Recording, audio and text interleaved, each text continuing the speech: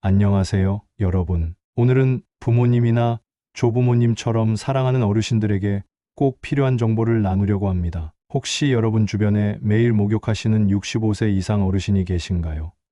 그 습관이 몸에 좋을 거라 생각하시겠지만 사실은 조금 더 신중할 필요가 있습니다. 제가 주변에서 뵙는 많은 어르신들을 보며 알게 된 것이 있습니다. 깨끗함을 위한 목욕이 오히려 건강에 부담이 될 수 있다는 겁니다. 특히 겨울철에는 작은 실수 하나가 큰 사고로 이어지기도 하죠. 그래서 오늘은 65세 이상 어르신들이 꼭 알아두셔야 할 목욕과 관련된 중요한 사실들을 부드럽고 편안하게 설명드리겠습니다. 먼저 뜨거운 물로 하는 목욕이 심장 건강에 영향을 줄 수 있다는 점입니다. 나이가 들수록 혈관이 탄력을 잃고 자율신경의 반응도 느려지기 때문에 급격한 온도 변화에 민감해질 수 있어요. 실제로 뜨거운 물에 들어갔다가 혈압이 급격히 떨어져 어지럼증이나 실신을 겪는 경우가 많습니다. 일본에서는 겨울철 욕실에서 발생하는 고령자의 급사 사고가 연간 약 1만 9천 건에 이르는 것으로 보고된 바 있습니다. 이는 고령자의 심혈관계 이상과 관련이 깊다고 전문가들은 말합니다. 그렇기 때문에 목욕물 온도는 38도에서 40도 사이가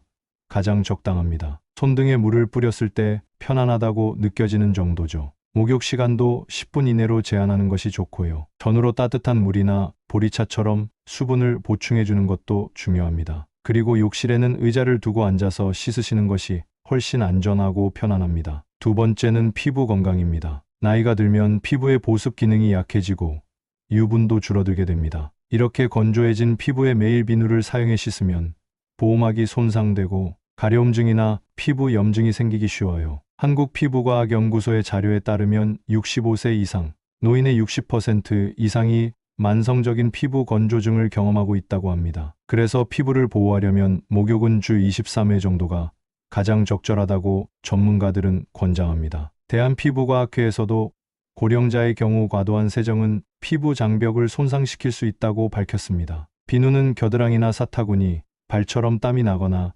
냄새가 나기 쉬운 부위에만 가볍게 사용하는 것이 좋고 그 외 부위는 따뜻한 물로만 씻는 것으로도 충분합니다. P5.56, 0의 약산성 비누나 클렌저를 사용하면 피부 자극을 줄이는 데 도움이 되며 목욕 후 3분 안에 보습제를 바르는 것이 피부 수분을 유지하는 핵심입니다. 특히 세라마이드나 히알루론산 성분이 포함된 제품을 사용하면 더욱 효과적입니다. 세 번째는 낙상 사고입니다. 욕실은 물기가 많아서 미끄럽고 노년에는 균형 감각이 약해지기 때문에 넘어지는 일이 자주 발생합니다. 보건복지부 자료에 따르면 노인의 낙상 사고 중 욕실에서 발생하는 비율이 약 30% 이상이며 고관절 골절은 회복이 더딜 뿐 아니라 사망률도 높습니다. 그래서 욕실에는 반드시 미끄럼 방지 매트를 깔고 욕조나 변기 근처에 손잡이를 설치하는 것이 좋습니다. 무엇보다 앉아서 샤워하는 습관이 낙상 위험을 크게 줄여줍니다. 급하게 일어나지 않고 천천히 움직이는 것 역시 중요합니다. 네 번째는 목욕 후 체온 관리입니다. 뜨거운 물에 들어갔다가 찬 공기를 맞으면 체온이 빠르게 떨어질 수 있어요. 고령자는 체온 조절 능력이 떨어지기 때문에 저체온증의 위험이 큽니다. 고령자는 일반적으로 젊은 세대보다 체온 변화에 덜 민감하게 반응하며 저체온증에 더 취약하다는 점은 다수의 의학 연구에서도 지적된 바 있습니다. 그래서 목욕 전에는 욕실을 미리 따뜻하게 데우고 목욕 후에는 바로 물기를 닦고 따뜻한 옷을 입는 게 좋습니다. 머리는 특히 잘 말려야 하고요. 따뜻한 유자차나 생강차 같은 음료를 마시면 체온 유지에 도움이 됩니다. 가능하다면 낮 기온이 가장 높은 오후 2시에서 4시 사이에 목욕하는 것도 좋은 방법이에요. 다섯 번째는 과도한 청결이 면역력을 오히려 낮출 수 있다는 점입니다. 우리 피부에는 유익한 균들이 함께 살고 있고 이 균들이 피부를 외부 자극과 세균으로부터 지켜주는 역할을 합니다. 하지만 매일 전신을 항균 비누로 씻으면 이 균들까지 사라지게 되어 피부의 면역력이 떨어질 수 있습니다. 트리클로산 같은 성분은 장기간 사용 시 피부 장벽을 약화시키거나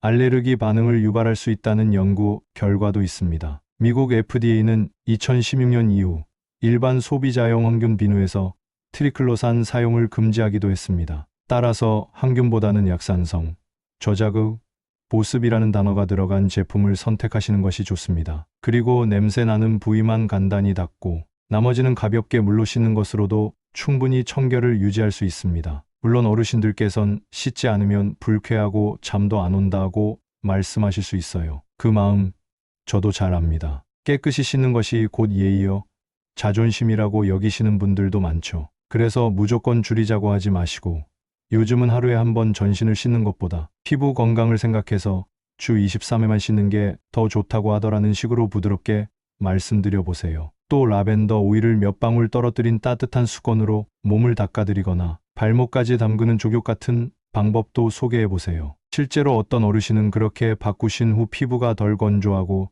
잠도 더 잘 온다고 하셨어요. 그리고 마지막으로 잠자기 전 뜨거운 목욕은 오히려 수면을 방해할 수도 있습니다. 젊은 사람들은 목욕 후 체온이 떨어지며 멜라토닌이 분비돼 잠이 잘 오지만 고령자는 체온 변화가 불규칙해져서 오히려 수면을 방해할 수 있어요. 그래서 수면을 위한 목욕은 38도 이하, 미지근한 물로 510분 정도만 하시고 잠들기 23시간 전에 끝내는 것이 좋습니다. 또는 따뜻한 물에 발만 담그는 족욕도 숙면에 아주 도움이 된답니다. 자, 오늘 이야기 정리해 볼게요. 첫째, 뜨거운 물 목욕은 심장에 부담이 될 수 있으니 온도는 3840도, 시간은 10분 이내로. 둘째, 피부 건강을 위해 주 23회 목욕하고 필요한 부위만 비누 사용, 약산성 제품 사용하기. 셋째, 욕실 낙상 예방을 위해 미끄럼 방지 매트와 손잡이 설치, 앉아서 샤워하기. 넷째, 목욕 후 체온 관리 철저히 하고 따뜻한 시간대에 목욕하기. 다섯째, 항균 비누보다는 저자극 보습 제품을 쓰고 좋은 피부균을 지켜주세요. 여러분 주변에 어르신이 계신다면 이 내용을 꼭 전해주세요. 단순한 정보가 아니라 누군가의 건강과 생명을 지킬 수 있는 아주 중요한 이야기일지도 모릅니다. 이 영상이 도움이 되셨다면 좋아요와 구독, 알림 설정까지 부탁드릴게요. 따뜻하고 건강한 하루 보내세요. 감사합니다.